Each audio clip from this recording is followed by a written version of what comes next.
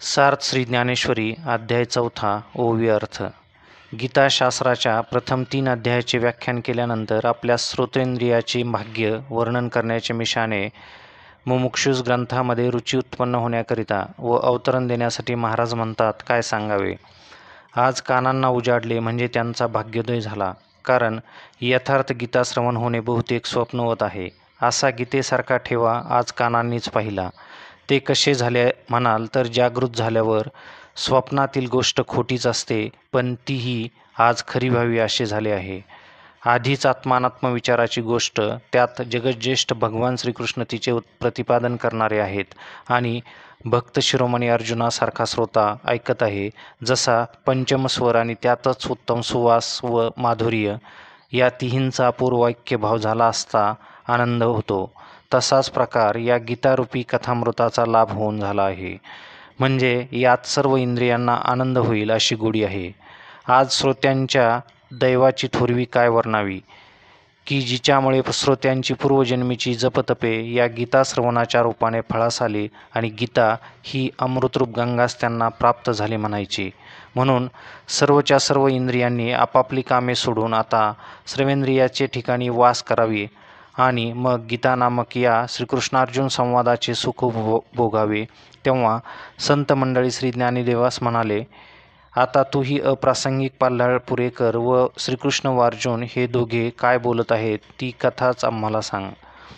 श्री ज्ञानदेव म्हणतात, त्यावेळेस संजय धृतराष्ट्रास म्हणाला, दैवी संपत्तीनेच अर्जुनाचा आश्रय केला, कारण साक्षात श्रीकृष्णच त्यांच्याशी अतिप्रेमाने बोलत आहेत.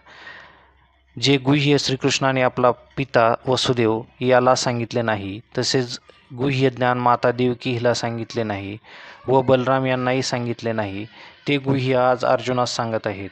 देवी लक्ष्मी नेहमी इतकी सन्निध असणारी खरी, पण तिलाही त्या प्रेमसुखाचा अनुभव कधी लाभला नाही. त्या कृष्णाच्या प्रेमाचे सर्व फल या अर्जुनासच मिळत आहे. काय चमत्कार सांगावा. सनकादिकांच्याही त्या प्रेमसुखाविषयीच्या आशा खरोखर बहुत दिवसापासून अतिशय बळावल्या होत्या, पण त्याही इतक्या यशास आल्या नाही.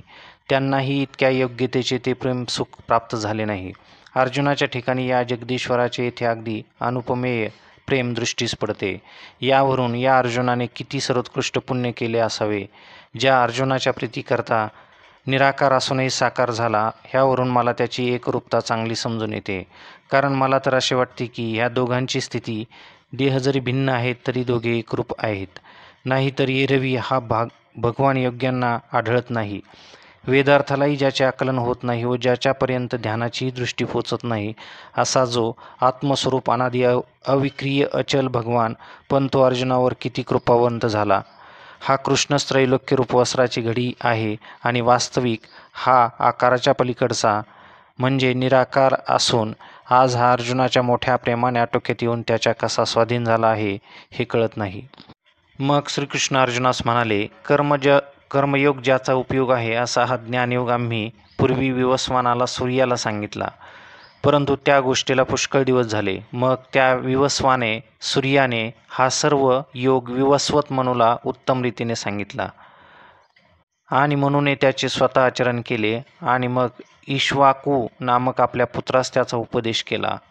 अशी ही परंपरा मुळापासून चालत आली आहे. पुढे आणखीही काही राजश्री हा निष्काम कर्मयोग आज जाणणारे होऊन गेले, परंतु तेव्हापासून आता अलीकडे तो फारसा कोणी जाणत नाही. कारण प्राणीमात्राच्या आवडीचा भर केवळ विषय सेवनविषयी असून देहावरच विशेष प्रेम असल्यामुळे त्यांना यथार्थ आत्मबोधाचा विसर पडला.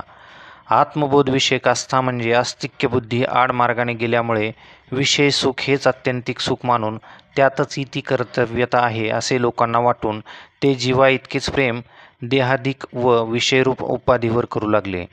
नागड्या लोकांच्या गावात उंची वस्त्र काय करायची, किंवा जन्मांधाला सूर्याचा काय उपयोग, किंवा बहिऱ्याच्या सभेत गाण्याला कोण मान देईल, अथवा कोल्ह्याला चांदण्याविषयीची आवड प्रीती कधी उत्पन्न होईल. चंद्रोदयापूर्वी ज्याचे असलेले डोळे मिटतात ते कावळे चंद्रास कसे बरे ओळखतील. त्याचप्रमाणे ज्यांनी वैराग्यरूपी जीवाची शिवसुद्धा कधी पाहिली नाही आणि ज्यांना विवेक म्हणजे काय याचे नाव देखील माहीत नाही, ते मूर्ख मज परमेश्वरास स्वरूपास कसे बरे प्राप्त होतील. हा मोह इतका कसा वाढला कोण जाणे, पण त्यामुळे बहुतेक काळ व्यर्थ गेला आणि म्हणून ह्या लोकी हा बुद्धियोग लोपला म्हणजे जवळजवळ बुडाल्यासारखाच झाला आहे. हे कुंतीसुता, तोच हा योग तुला आज यथार्थपणे सांगितला आहे, यात तू काहीसुद्धा शंका धरू नकोस. हा योग म्हणजे माझा जीव की प्राण इतकी गुह्य गोष्ट आहे, परंतु तुझ्यापासून लपून कसा ठेवावा, कारण तू माझा अगदी आवडता भक्त आहेस. म्हणून धनुर्धरा, तू केवळ प्रेमाची प्रत्यक्ष मूर्ती असून भक्तीचा जिव्हाळा, जिवलक मित्रत्वाची तर केवळ जीवनकलाच आहेस, आणि तू माझ्या अगदी निकट संबंधाचा असून विश्वासाचे पात्र आहेस. तेव्हा यावेळी तुझ्याशी मी वंचना, प्रतारणा कशी करावी? म्हणून आम्ही जरी युद्धास सज्ज झालो आहो, तरी युद्धाची गडबड चालली असताही ती क्षणभर काही बाजूस ठेवून तिचा विचार मनात न आणता, त्यास न जुमानता पहिल्यांदा तुझे अज्ञान दूर केले पाहिजे, असा प्रसंग आता प्राप्त झाला आहे. त्यावेळी अर्जुन म्हणतो, हे कृपानिधी श्रीहरी, पहा, बाई आपल्या लेकरावर प्रेम करते, त्यात आश्चर्य ते कोणते? तू संसारतापाने पोळलेल्या थकलेल्या लोकांची सावली आहेस, दीनजीवांची माऊली आहेस, आणि खरोखर आम्हाला तर केवळ माझ्या कृपेने जन्मास घातले आहे. देव आईने एखाद्या पांगळ्या मुलास जन्म दिला तर त्याचा जन्मापासून तिला त्रास सोसावा लागतो, हे सर्व तुम्ही जाणता. तर आम्ही तुमच्याच पुढे तुमचे महत्त्व काय बोलावे? आता मी जे काही विचारणार आहे त्याकडे चांगले लक्ष द्यावे. देवा, एक विचारण्याचा त्या गोष्टीचा राग मनात आणू नये. हे अनंता, तुम्ही जी मागील पूर्वीची गोष्ट म्हणून मला सांगितली, क्षणभर माझ्या मनाला ती रुचत नाही. कारण असे पहा, सूर्य म्हणजे कोण हे आमच्या वाडवडिलांना सुद्धा माहीत नाही, इतका तो प्राचीन. त्याला आपण कधी व कसा उपदेश केला? कारण सूर्य तर फार प्राचीनतम जुनाट असे ऐकतो, आणि आपण श्रीकृष्णा तर आजच्या काळातील हल्लीचे, म्हणून या गोष्टीत आम्हाला विसंगतपणा दिसतो. तशातून देवा, तुमचे चरित्र काय सांगावे, अगाध आहे, आम्हास तर काही कळत नाही. तेव्हा आपण म्हणता ते खोटे आहे, असे तर आम्ही एकदम कसे म्हणावे?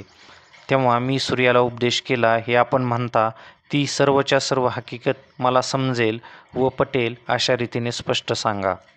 तेव्हा श्रीकृष्ण म्हणाले, अर्जुना, ज्या वेळेस तो सूर्य होता त्यावेळेस आम्ही नव्हतो. अशा जरी तुझ्या चित्ताला शंका आली असेल तर अरे, तुला हे माहीत नाही की कल्पारंभापासून आजवर तुझे व माझे पुष्कळ जन्म होऊन गेले, परंतु तुझ्या जन्माची तुला आठवण नाही. अर्जुना, मी ज्या वेळेस जे रूप धारण करून अवतार घेतले त्या सर्व अवतारांचे मला स्मरण आहे.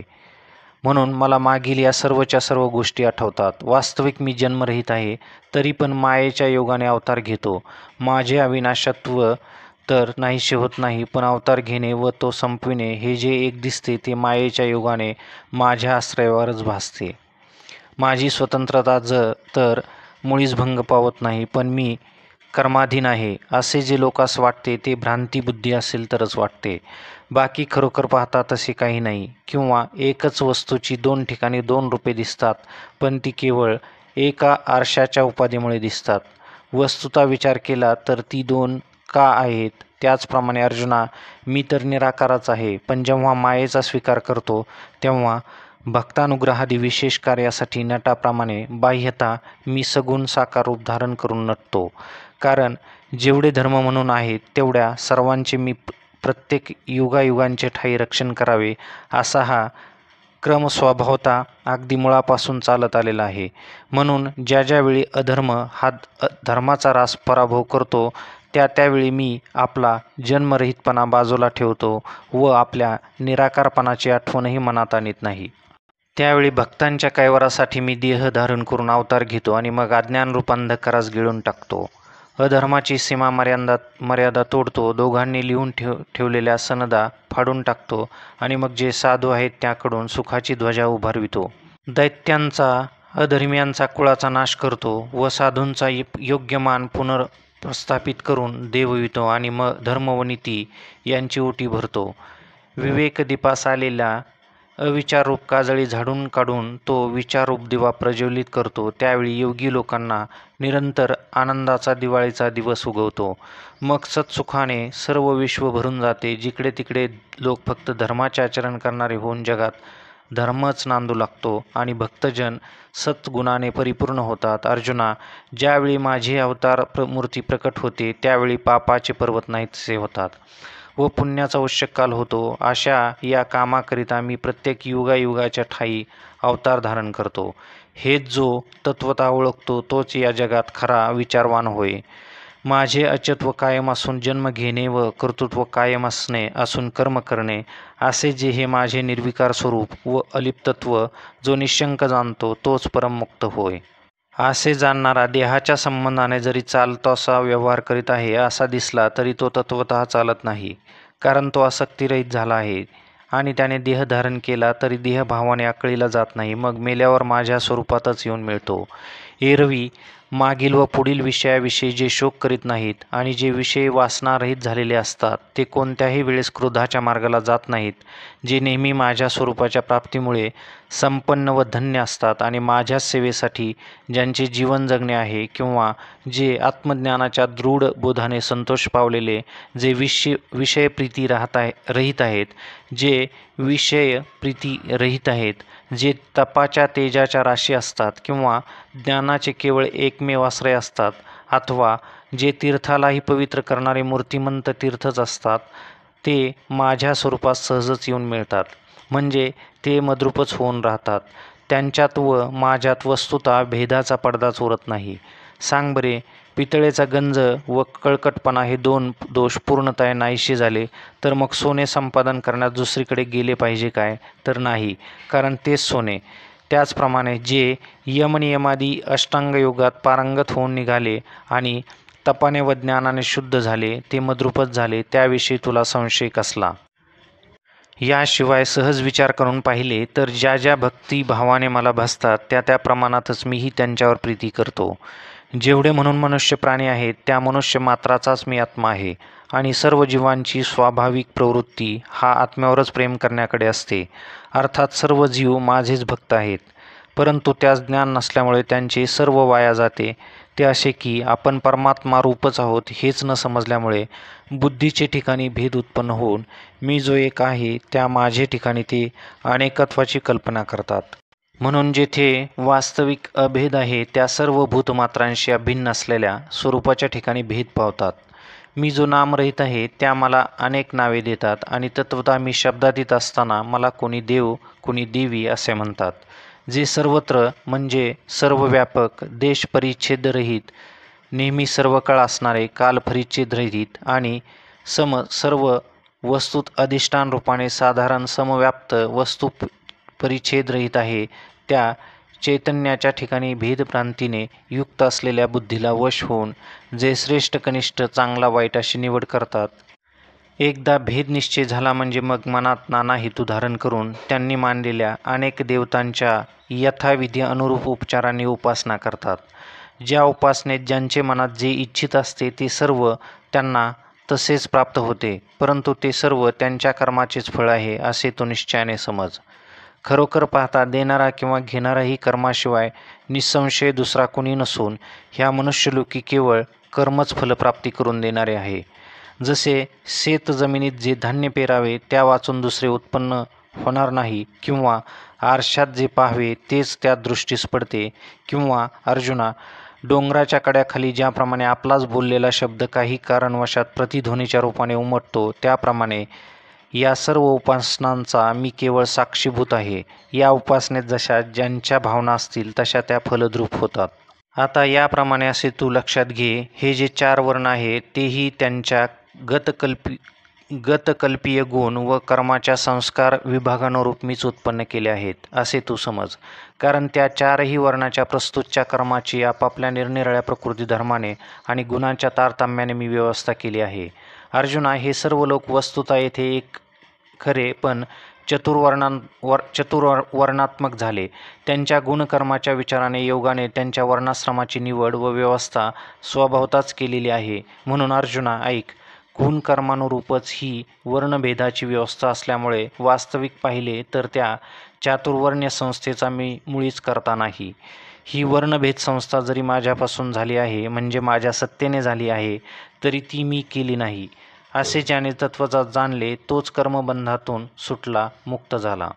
अर्जुना, पूर्वीचे जे मुमुक्षु झाले त्यांनी अशा प्रकारचे मला जाणून सर्व कर्मे केली, परंतु ज्याप्रमाणे भाजलेले बीज पेरले तरी मुळी उगवत नाही, त्याप्रमाणे त्यांची निष्काम कर्मेच खरी, पण त्यांना मोक्षप्राप्तीस परंपरेने कारणीभूत झालो. आता अर्जुना, त्यात आणखी एक महत्त्वाची गोष्ट अशी की हे कर्म आहे की अकर्म याचा विचार आपल्याच मताने बुद्धिमानाससुद्धा ठरविता येईल असा नाही. कर्म म्हणतात ते कोणते व अकर्माचे लक्षण काय असा याचा विचार करता दूरदर्शी शहाणे देखील घोटाळ्यात पडतात. जसे खोटे नाणे हुबेहूब खऱ्यासारखेच दिसल्यामुळे चांगल्या परीक्षकांच्या डोळ्याला नजरेलाही संशयात घालते, तसे मनाच्या केवळ संकल्प मात्रे करून प्रतिसृष्टी निर्माण करण्याचे सामर्थ्य ज्यांच्या अंगी आहे, हेही ज्याला आम्ही नैष्कर्म्य स्थितीस प्राप्त झालो असे भ्रमानेच समजतात. त्यामुळे ते वास्तविक कर्म असल्यामुळेच ते कर्माच्या पाशात सापडतात. कर्माकर्म विचाराच्या बाबतीत मोठमोठे दूरदर्शी सर्वज्ञही मोहित होतात. त्यांची त्रेधा उडते. त्यांची त्रेधा उडते. मग मूर्ख अज्ञानांची गोष्ट कशाला पाहिजे. म्हणून तीच गोष्ट तुला यथार्थ सांगतो, ती ऐक. तरी कर्म म्हणजे ज्याच्यामुळे हा विश्वात्मक आकार किंवा माया विशिष्ट परमेश्वरास विश्वाकार उत्पन्न करण्याचा संकल्प स्वभावता आपोआप अगदी पहिल्यांदा उत्पन्न होतो, तेच कर्माचे लक्षण आहे. या ठिकाणी प्रथमतः त्याच कर्माचे यथार्थ स्वरूप नीट जाणून घेतले पाहिजे. मग जे विशेष कर्म वर्ण व आश्रमास योग्य विहित म्हणून वेदात सांगितले आहे, त्याचेही अनुष्ठान प्रकार व फल यासही निश्चित स्वरूपाची ओळख करून घेतली पाहिजे. याशिवाय ज्यास निषिद्ध कर्म म्हणतात, त्या शास्त्र निषिद्ध कर्माचेही स्वरूप ओळखणे आवश्यक आहे. एवढ्याने असे हे कर्माचे स्वरूप जाणल्याने सहजच तो कर्मे करीत असला तरीही कर्मपाशात गुंतत नाही. पण अशा विचाराचा जर अभाव असला तर तोच काय, पण सर्व जग कर्माच्या अधीन आहे अशी कर्माची व्याप्ती फार दुर्बोध आहे.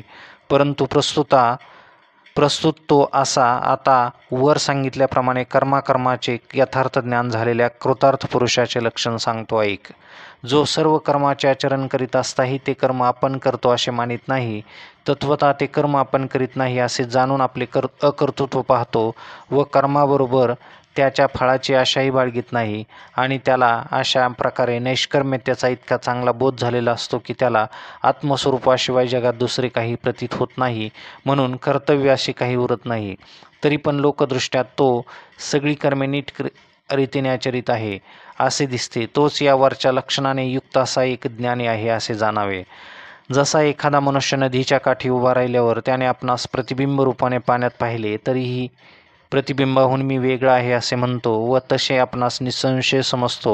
अथवा जो नावेत बसून जातो त्या मनुष्यास नदीच्या काठावरील झाडे वेगाने धावत चालली आहेत असे दिसते, परंतु तोच जेव्हा खरी वस्तुस्थिती विचारपूर्वक पाहिले असता तेव्हा ती झाडे स्थिर आहेत असेच म्हणतो. त्याप्रमाणे सर्व कर्माचे आचरण करीत असता पण आपल्या ठिकाणी जे कर्म प्रतीतीला येते ते आभासात्मक अगदी खोटे आहे असे निश्चित समजून मग आपण तात्विक दृष्टीने कर्मरहित आहोत असे जो जाणतो, आणि तत्वतः सूर्य चालत नाही पण सूर्य उगवतो व मावळतो एवढ्याच एका प्रमाणावरून तो चालतो असे आपल्यास दिसते, तसे कर्म आचरित असताही तो आपली तात्विक नैष्कर्म्य स्थिती ते आपण करीत नाही हे जाणतो.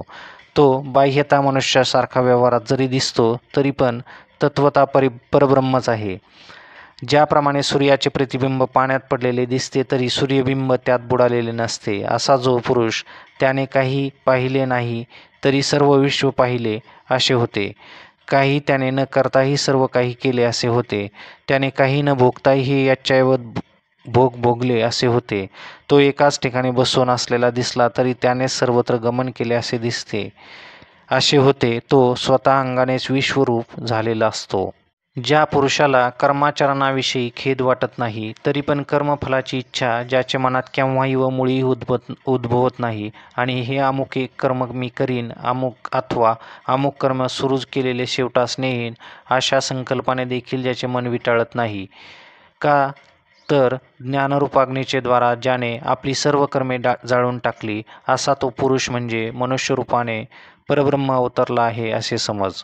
जो स्वतःच्या शरीराविषयी उदासीन असतो आणि कर्मापासून होणाऱ्या फलाच्या उपभोगाविषयी निरीच्छ असतो व जो नेहमी नित्यनिरनिशय आनंद स्वरूप होऊन राहिलेला असतो, जो संतोषाच्या गाभाऱ्यामध्ये बसून आत्मबोधाचे पक्वान्न जेवत असतो, तो ते पुरे असे कधी म्हणतच नाही.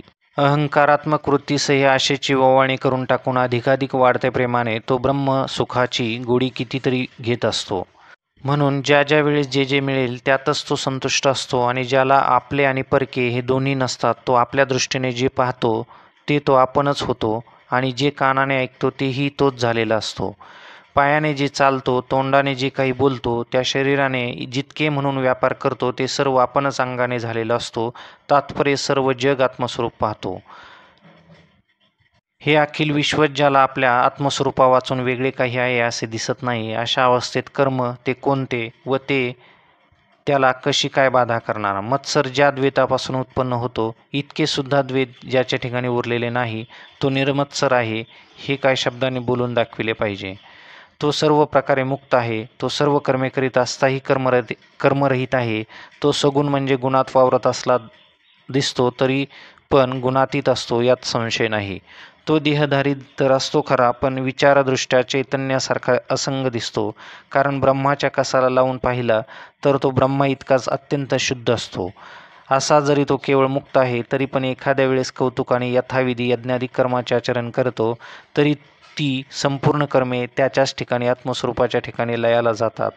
ज्याप्रमाणे आकाशात अकाली उत्पन्न झालेले पोकळ ढग वृष्टी केल्या वाचून लागलीच आले तसे आपोआप लयाला जातात, त्याप्रमाणे तो जरी वेदविहित कर्माचे यथाविधी यथासांग आचरण करीत असला तरीही तो त्याच्या एकत्व निश्चयामुळे ऐक्यासच येतात.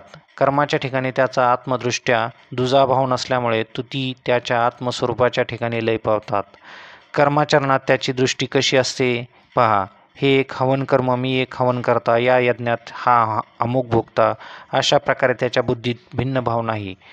तो जे जे इष्ट यज्ञ करतो त्यातील होमद्रव्य व मंत्र इत्यादी सर्व तो आत्मस्वरूपाच्या ठिकाणी स्थिर बुद्धी असलेल्या अविनाश भावस्वरूप अर्थात ब्रह्मस्वरूपच आहेत असे तो पाहतो. म्हणून अर्जुना, ते कर्म ब्रह्मरूप आहे अशी स्थिर बुद्धी ज्याच्या अंतःकरणात मांडली, त्याने प्राप्त कर्तव्य कर्म केले तरी ते नैष्कर्म्य होय. आता ज्याची अविचाररूप बाल्यावस्था गेलेली आहे, अर्थात विवेकरूप तारुण्यात ज्यांनी विरक्तीशी लग्न लावले, कारण लग्न झाल्या वाचून अग्निसेवा करता येत नाही, मग ज्यांनी जीव ब्रह्मैक्यरूप जो योगाग्नी त्याची उपासना ज्यांनी आरंभिली, असे जे रात्रंदिवस यज्ञ करणारे आहेत, ज्यांनी गुरुवाक्यरूप अग्नीत मनसह वर्तमान अविद्येचे हवन केले. अर्जुना, ज्या यज्ञद्वारा आत्मसुखाची इच्छा केली जाते असा यज्ञ तो योगरूपी अग्नीचे ग्रहण केलेले जे अग्निहोत्री ते करतात व ह्यालाच दैवयज्ञ असे म्हणतो. आता जे ब्रह्माग्नीचे अग्निहोत्री ब्रह्मप्राप्तीची इच्छा करणारे आहेत, ते स्वधर्म यज्ञानेच यज्ञपुरुषाची उपासना करतात. त्याविषयी वर्णन सांगतो ते ऐक. कोणी आत्मसंयमरूप अग्नीमध्ये होम करणारे ते कायिक, वाचिक व मानसिक निग्रहरूपी या तीन युक्तिमंत्रांनी पवित्र अशा इंद्रियरूप द्रव्याचे हवन करतात. दुसरे कोणी वैराग्यरूपी सूर्य उगवल्यावर बरोबर संयमरूपी कुंडाची रचना करून त्या कुंडामध्ये इंद्रियरूप अग्नी ज्ञानाने पेटवून तो प्रज्वलित करतात. त्या इंद्रिय अग्नीने वैराग्यरूप ज्वाला घेतली तेव्हा लागलीच काम क्रोधादी विकाररूप लाकडे पेटली. पंचज्ञानेंद्रियरूपी 5 कुंडातून विषय आशारूपी धूर निघून जातो. मग वेदात सांगितलेल्या विधिवाक्याच्या कुशलतेच्या साह्याने इंद्रियरूप अग्नी असलेल्या कुंडात विषयरूपी आहुती देऊन तद्यज्ञ करतात. अर्जुना, अशा प्रकारे कोणी आपल्या सर्व दोषांचे क्षालन केले. दुसरे कोणी हृदयरूप अरणीवर विचाररूप मंथा केला. तो मंथा धैर्यरूप भाराने वरून दाबून धरला आणि शांतिरूप रज्जूने बळकट बांधला व गुरुवाक्यरूप मंत्राच्या साह्याने जोराने मंथन घुसळला. अशा प्रकारे समरस्तेने सर्व वृत्तीचे ऐक्य करून मंथन केल्याने तेथे ते तत्काळ उपयोगास आले. त्याचे कारण असे की ज्ञानाग्नी प्रकट झाला तेव्हा प्रथम वृद्धिसिद्धीचा मोह हाच कोणी उत्पन्न झालेला धूर तो नाहीसा होऊन गेला की मग सूक्ष्म अशा ज्ञानाग्नीची ठिणगी उत्पन्न झाली. यमदमानी अगोदरच वाळून हलके झालेले जे निर्दोष मन हेच त्या ज्ञानाग्नीच्या ठिणगीला पेटवून घातले. त्याच्या साह्याने ज्वाला अतीव प्रदीप्त झाल्यानंतर त्यात अनेक प्रकारच्या वासनारूपी समिधांना अनेक प्रकारचा स्नेह हेच कोणी तूप ते लावून त्या जाळल्या. नंतर यज्ञ करणाऱ्या जीवरूप दीक्षिताने सोहम या मंत्राने त्या प्रदीप्त केल्या. ज्ञानरूपी अग्नीत इंद्रिय कर्माची आहुती दिली. शेवटी प्राणक्रियारूपी स्रुवा नावाच्या यज्ञपात्रासह ज्ञानाग्नीमध्ये पूर्ण आहुती दिली. म्हणून ब्रह्मात्मक्यरूपी बोध यज्ञाच्या शेवटचे अवभृत रसनान सहजच घडले. मग संयमाग्नीत इंद्रियाधिक होमद्रव्याचे हवन करून बाकी उर्वरित राहिलेले जे आत्मज्ञानाचे सुख तेच पुरोडाश म्हणून त्यांनी घेतले. कोणी अशा रीत्याने या यज्ञांनी त्रिभुवनात मुक्त झाले. म्हणून या यज्ञक्रिया जरी भिन्न भिन्न प्रकारच्या आहेत तरी त्या सर्वाचे अखेर फलप्राप्ती प्राप्यस्थाने एकच आहे. हे जे यज्ञ सांगितले त्यापैकी एकाला द्रव्य यज्ञ असे म्हणतात. एकाला म्हणजे तप रूप सामग्रीने साध्य केलेल्या यज्ञाला तपोयज्ञ म्हणतात. एकाला अष्टांग या साधनाने साधलेला योगयज्ञ म्हणतात. कित्येक यज्ञात शब्दांनी शब्दाचे यजन करतात, वेद वाङ्मयाचे उच्चारण करतात, त्याला वाग्यज्ञ म्हणतात. आणि ज्या यज्ञात ज्ञानाने ज्ञेय ब्रह्म मिळते, आत्मतत्वाने जाणले जाते, त्याला ज्ञानयज्ञ म्हणतात. अर्जुना, हे सर्व यज्ञ फार सूक्ष्म व अवघड आहेत, कारण याचे आचरण करणे अतिव कष्टकार दुर्घट आहे. परंतु ज्याने इंद्रिय जिंकले आहेत त्यास मात्र ते अधिकार परत्वे करता येतात. ते त्या बाबतीत चांगले निपुण असतात व योग समृद्धीने सुसंपन्न असतात. म्हणूनच ते हे यज्ञ करू शकतात. त्यांनी आपल्या जीवबुद्धीच्या आत्मस्वरूपाच्या ठिकाणी हवन केलेले असते. याशिवाय असे पहा की कोणी अभ्यासाने अपानवायूरूप अग्नीचे मुखात प्राणवायूरूप द्रव्याचे हवन करतात, तसेच कोणी अपानवायू प्राणवायूच्या ठिकाणी समर्पित करतात आणि कोणी तर प्राण व अपान या दोनही वायूचा निरोध करतात. त्यांना अर्जुना प्राणायामी यज्ञ करणारे असे म्हणतात. कोणी हठयोगाच्या क्रमाने वज्रासनादी पद्धतीने सर्व आहार जिंकून प्राणवायूरूपी अग्नीत प्रयत्नपूर्वक त्वरेने प्राणाचे हवन करतात. अशा प्रकारे हे सांगितलेले सर्व यज्ञकर्ते मोक्षप्राप्तीची इच्छा करणारे असतात. त्यांनी त्या यज्ञाच्या द्वारा आपले काम क्रोधाधिक विकारात्मक मनोमळ धुवून नाहीतसे केले असतात. अशा प्रकारे आत्मविषयक सर्व अविद्या अज्ञान जाळून टाकल्यामुळे ते स्वाभाविकपणेच आपले शुद्ध स्वरूप उर्वरित राहते व जेथे अग्नी आणि यज्ञ करणारा सद्वैत भावही शिल्लक राहत नाही, ज्या ठिकाणी यज्ञ करणाऱ्याच्या सर्व इच्छा पूर्ण होतात व यज्ञक्रिया संपतात, अर्थात शेवटी येथून सर्व क्रिया मागच्या पावली परतून नाहीशा होतात, आणि ज्या ठिकाणी विचारांचा शिरकाव होत नाही, जेथे कामनेचा स्पर्शही होत नाही व जे द्वैत दोषांच्या संपर्काने लिप्त होत नाहीत, असे जे अनादिसिद्ध व शुद्ध आणि ज्ञान यज्ञात उर्वरित राहिलेले जे ब्रह्म ते ज्ञान स्वरूप आहे व ब्रह्मनिष्ठ पुरुष अहम ब्रह्मास्मी, मी ब्रह्म आहे, या मंत्राने सेवन करतात म्हणजे ब्रह्मरूप होतात. याप्रमाणे यज्ञातील शेष म्हणून शिल्लक राहिलेले ज्ञानरूप अमृत पिऊन जे ते तृप्त होऊन अमरत्वावस्थेस प्राप्त होतात, म्हणून जे सहजच ब्रह्मस्वरूप होतात. याहून जे इतर लोक की ज्यांना जन्मास आल्यापासून संयमरूपी अग्नीची अजिबात सेवा घडत नाही, जे योगादी मुळीच करीत नाहीत, त्यास विरक्ती माळ घालीत नाही, ज्यास ऐहिक सुखही नीट धड मिळत नाही, मग त्याच्या पारलौकिक सुखाची गोष्ट कशाला विचारतोस? मग मोक्ष कसा मिळणार? म्हणून अर्जुना, त्यांच्याविषयीची ती गोष्ट बोलायला नको. अशा प्रकारे जे तुला पुष्कळ प्रकारचे अनेक 12 यज्ञ सांगितले ते वेदानेच बऱ्याच विस्ताराने चांगले वर्णन करून सांगितले. परंतु वेदातील त्याचे विस्तारपूर्वक वर्णन ऐकून आपल्याला काय करायचे आहे त्यातील सार हेच की हे सर्व यज्ञ कर्मापासून उत्पन्न झालेले आहेत. एवढे जाणले असता कर्मबंधाची बाधा होणार नाही. अर्जुना, परंतु फलाभिषाने केल्या जाणाऱ्या यज्ञाचे मूळ प्रवर्तक वेद आहे, ज्यात बाह्य स्थूल क्रियांचा खटाटोप फार आहे व ज्यांचे वरवर अपूर्व असणारे पण अनित्य असे स्वर्गफल आहे. ते द्रव्यादी यज्ञ आहेत खरे, परंतु सूर्यापुढे जसे नक्षत्रांचे तेज लोपते तसे त्या यज्ञांना ज्ञान यज्ञाची सर येत नाही. जे ज्ञानांजन डोळ्यात घालून आत्मसुख रूप ठेवा मिळविण्याकरता योगीजन रात्रंदिवस जागृत असतात, जे ज्ञान आरंभिलेल्या कर्माचे शेवटचे प्राप्यस्थान आहे, जे कर्मातीत अशा ब्रह्मावबोधाची खाण आहे व जे आत्मसुख प्राप्तीकरता भुकेलेल्या साधकांच्या साधनांच्या तृप्तीचे स्थान आहे, ज्या ठिकाणी कर्माची प्रवृत्ती थांबते व तर्काची दृष्टी जाते आणि ज्यांच्या योगाने इंद्रिय विषय सेवन करणे विसरले, ज्या ठिकाणी मनाचे मनपण गेले, जेथे शब्दांची धाव बडबड खुंटते आणि तसे त्यांच ठिकाणी ज्ञेय ब्रह्म व्यापलेले दिसते, त्या ठिकाणी वैराग्याची कष्टप्रद स्थिती नाहीशी होते, विचाराची हाव संपते आणि पाहण्याच्या श्रमा वाचून आपोआपच आपल्या आत्मस्वरूपाचे दर्शन होते. अरे, असे जे सर्वोत्कृष्ट ज्ञान ते जर आपल्याला प्राप्त व्हावे असे मनात असेल तर तू शास्त्रार्थ संपन्न आणि ब्रह्मानुभूती संपन्न अशा संतास सर्व भावाने भजावेस, त्यांची प्रथम सेवा करावी, कारण ते संत म्हणजे साक्षात ज्ञानाचे घर आहेत. त्यांच्या घराचा सेवाधर्म हा उंबरठा आहे. तर अर्जुना, तू तिकडे वळून सेवाधर्मरूपी उंबरठा प्रथम आपल्या स्वाधीन करून घे.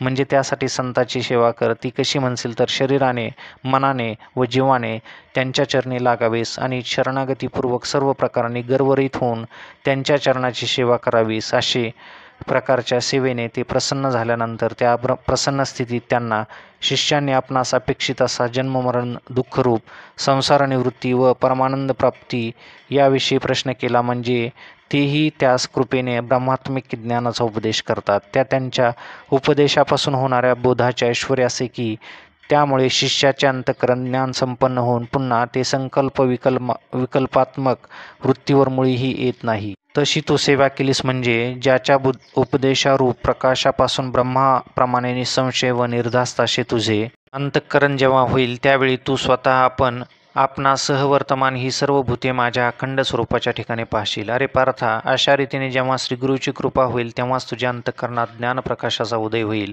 मग त्यावेळी मोहरूपी अंधकार नाहीसा होईल. तू कितीही पातकाचे आगर भ्रांतीचा सागर अथवा भ्रमाचा पर्वत जरी असलास तरी ज्ञानाच्या शक्तीच्या मानाने ही सर्वच अगदी किरकोळ तुच्छ आहेत. असे या ज्ञानाच्या अंगी उत्तम सामर्थ्य आहे. असे पहा की विश्वाभासा एवढा मोठा भ्रम पसारा की जो त्या अव्यक्त निराकार परमात्म्याचा कवड सापडछाया आहे ती देखील ज्याच्या ज्ञानरूपी प्रकाशाला पुरत नाही. अंतःकरणात ब्रह्मात्मक ज्ञानाचा उदय होताच तिथेही विश्वसत्यच भ्रांती मुळीच राहत नाही. त्या ज्ञानापुढे मनातील मल विक्षेप आवरण आदी मलाची काय कथा.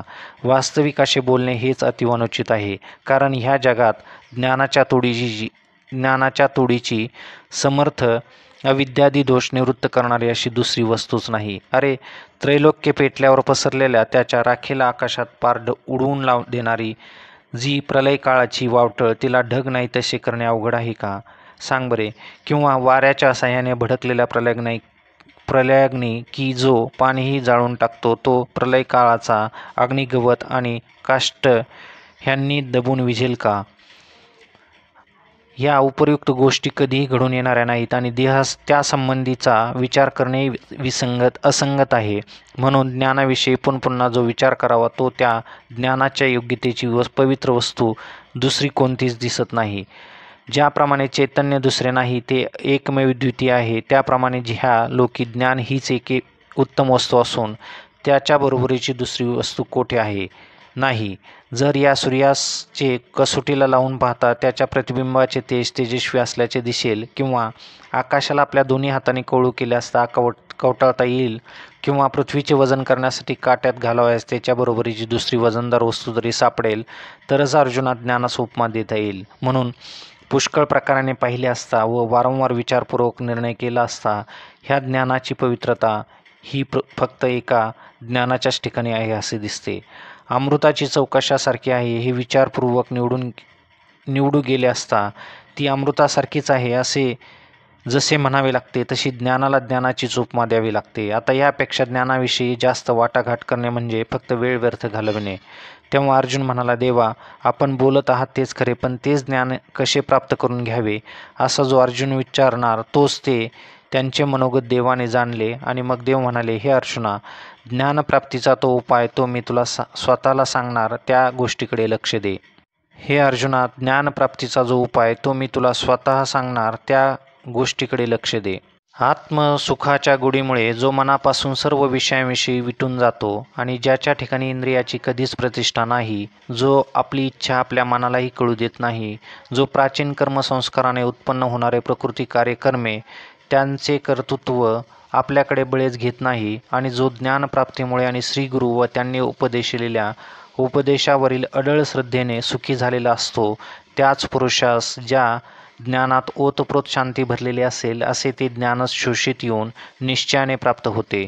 त्या ज्ञानाचे फल कसे आहे पहा. ते ज्ञान अंतःकरणात स्थिर झाले म्हणजे मग शांतीचा अंकुर फुटतो. पुढे आत्मबोधाचा बराच विस्तार प्रगट होतो. मग तो जिकडे पाहिल तिकडे त्याला शांतीच दिसते आणि त्या शांतीच्या ठिकाणी खरोखर विचारदृष्ट्या पाहू गेले असता त्या अवस्थेत तो आपपरभाव मुळीही जाणत नाही. अशा रीतीने उत्तरोत्तर वाढत जाणाऱ्या ज्ञानबीजाचा विस्तार सांगू लागला असता तो अपार आहे, पण तो आता राहू दे. हे पहा, ज्या मनुष्याच्या ठिकाणी या ज्ञानाची आवड नाही ज्याच्या जगण्यास काय म्हणावे. ज्या मनुष्याच्या ठिकाणी या ज्ञानाची आवड नाही त्याच्या जगण्यास काय म्हणावे. त्यापेक्षा त्याचे मरण चांगले.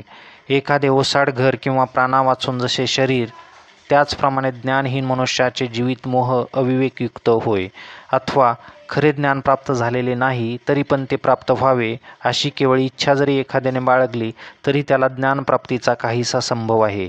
याविना ज्ञान असण्याविषयी गोष्ट कशाला, ती तर राहोच, परंतु ते प्राप्त व्हावे अशी जो नुसती कळकळ किंवा तीव्र इच्छाही मनात बाळगत नाही तो संशयरूप अग्नीत पडला आहे असे समज. कारण अमृतही आवडत नाही अशी अरुची जेव्हा सहज स्वभावताच उत्पन्न होते तेव्हा त्या मनुष्याचे मरण ओढवले असे निश्चित जाणावे. त्याप्रमाणे जो विषय सुखातच रंगून जातो आणि ज्ञानप्राप्तीविषयी बेपर्वा असतो तो संशयाने घेरला जाईल यात संशय नाही. अशा रीतीने मग जो संशयात पडला त्याचा परमार्थ निःसंशय नाश झाला असे समज. म्हणून तो इहलोकाच्या व परलोकाच्या सुखाचा चवला ज्याला सन्निपात ज्वर झाला आहे त्याला ज्याप्रमाणे शीत उष्ण असा मुळीच फरक कळत नाही आणि तो ऊन व चांदणे हे दोन्ही सारखीच मानतो, त्याप्रमाणे खरे काय व खोटे काय, अनुकूल काय प्रतिकूल काय, हित काय अहित काय हे त्या संशयी पुरुषाला ओळखता येत नाही. ज्याप्रमाणे ही रात्र व दिवस असे जन्मांधास ठाऊक नसते त्याप्रमाणे संशयाने मनग्रस्त झाले असता त्या पुरुषाच्या मनाला काहीच पटत नाही. म्हणून संशयापेक्षा मोठे दुसरे भयंकर पाप कोणतेच नाही. हा संशय म्हणजे प्राण्यांचा नाश करण्याचे हे एक जाळेच आहे. याकरिता तू त्याचा त्याग करावास आधी ह्या एकट्यालाच जिंकावे की जो जेथे ज्ञानाचा अभाव असतो तेथेच वास्तव्य करून असतो. जेव्हा अज्ञानाचा निबिड काळोख असतो तेव्हाच हे नाश संशय मनात फार वाढतो. म्हणून श्रद्धेचा मार्ग सर्वतोपरी मोडला जातो. ह्या हृदयात न सामावून बुद्धीलाही ग्रासून टाकतो आणि मग त्या मनुष्याला तिन्ही लोक संशयात्मकच दिसू लागतात. तो संशय इतका जरी वाढला तरी त्याला स्वाधीन करून घेण्याला एक उपाय आहे. तीव्र चांगला ज्ञानखड्ग जरी हाती असेल तर त्या ज्ञानरूपी तीक्ष्ण शस्त्राच्या योगाने हा संपूर्ण नाहीसा होतो आणि मग त्या संशयाच्या मनातून निशेषतया समूळ नाश होतो. आणि अर्जुना, तू आपल्या मनातील सर्व संशयाचा नाश करून लवकर उठून पाहू. संजय म्हणतो, राजा धृतराष्ट्रा ऐक, ज्ञानीजनांचे जनक ते केवळ ज्ञानदीपच आहेत. असे जे भगवान श्रीकृष्ण ते अशा रीतीने मोठ्या कृपेने अर्जुनास म्हणाले तेव्हा ह्या सर्व पूर्वापार मागच्या पुढच्या बोलण्याचा विचार करून तो अर्जुन पुढे समयोचित कसा प्रश्न करील त्या कथेची संगतवार जुळणे, त्यातील अभिप्रायाची अर्थशोभा व रसाची उत्कर्षपूर्ण गोडी पुढे सांगण्यात येईल. ज्या रसाच्या बोलाच्या चांगलेपणावरून बाकीचे 8ही रस वळून टाकावे आणि ज्या सज्जनाच्या बुद्धीला या जगतामध्ये विश्रांतीचे स्थान होय. श्री ज्ञानेश्वर महाराज म्हणतात, आता तो शांत रसच माझ्या मराठी बोलापासून अपूर्वतेने प्रगटेल व जे समुद्रापेक्षा गंभीर असून अर्थभरित आहे ते मराठी बोल ऐका. जसे सूर्यबिंब हे बचकेत मावण्या एवढे दिसते तरी पण त्याच प्रकाशाला त्रिभुवनसुद्धा अपुरे पडते, तशी या शब्दांची व शब्दार्थाची व्याप्ती अर्थबोधकता फार मोठी आहे असे अनुभवास येईल. किंवा कल्पवृक्ष जसा कामी जनांच्या इच्छेप्रमाणे फळ देतो तसे हे बोल ही अर्थपूर्ण शब्दसंहिती सर्व इच्छा पूर्ण करणारी इच्छित फलदायी आहे. म्हणून याच्याकडे नीट लक्ष पुरवावे. पण हे असो, तुम्हाला अधिक काय सांगावे. जे सर्वज्ञ श्रोते आहेत त्यांना आपोआप सर्व काही समजत आहे तेव्हा नीट लक्ष द्यावे एवढीच माझी विनंती आहे. ज्याप्रमाणे एखादी स्त्री रूपसुंदर, सौंदर्य, गुण, कुलशील यांनी संपन्न आणि पतिव्रताही असावी त्याप्रमाणे या माझ्या बोलण्याच्या पद्धतीत शांतरस व इतर सर्व रसालंकार यांची जोड रेषा असल्याचे तुम्हाला स्पष्ट दिसेल. अगोदरच साखरेची आवड आणि त्यात तीच जर औषधाच्या बरोबर अनुपानात मिळाली तर मग रोग्याने त्याचे आनंदाने वरचेवर सेवन का न करावे. मलय पर्वतावरील वारा स्वभावता सुगंध व मंद असा वाहत असतो. त्यातच त्याला जर अमृताची गोडी प्राप्त झाली आणि दैवयोगाने तिथे जर पंचमसुरासारखा सुमधुर नाद ऐकवायस मिळाला तर तो वारा आपल्या स्पर्शाने जसे सर्वांगास शांत करील आणि आपल्या गोडीने जिव्हेला समाधान देईल तसेच मधुर सूर ऐकल्यावर कानाकडून वाहवा म्हणविल व त्यास आपली धन्यता वाटेल. त्याप्रमाणे हीच कथा ऐकल्याने होणार आहे. एकतर कानाचे परणे फिटेल आणि दुसरे संसार दुःख काही एक नष्ट न होता आपोआपच समूळ नाहीसे होईल. जर मंत्रानेच शत्रूचा नाश होईल तर मग कमरेला कट्यार व्यर्थ का बांधावी. तसे दूध साखरेनेच जर रोग समूळ जात असेल तर कडुनिंबाच्या रसाचे सेवन का करावे. त्याप्रमाणे मनाला न जिंकता व इंद्रियांना दुःख न देता केवळ या गीताश्रवणानेच आयताच अगदी घर बसल्या मोक्षप्राप्ती होतो. म्हणून श्री निवृत्तीदास ज्ञानदेव म्हणतात, तुमच्या मनात जितकी उत्कंठ असेल तितक्या उत्कंठतेने प्रसन्नतेने हा गीतेचा अर्थ चांगला ऐका.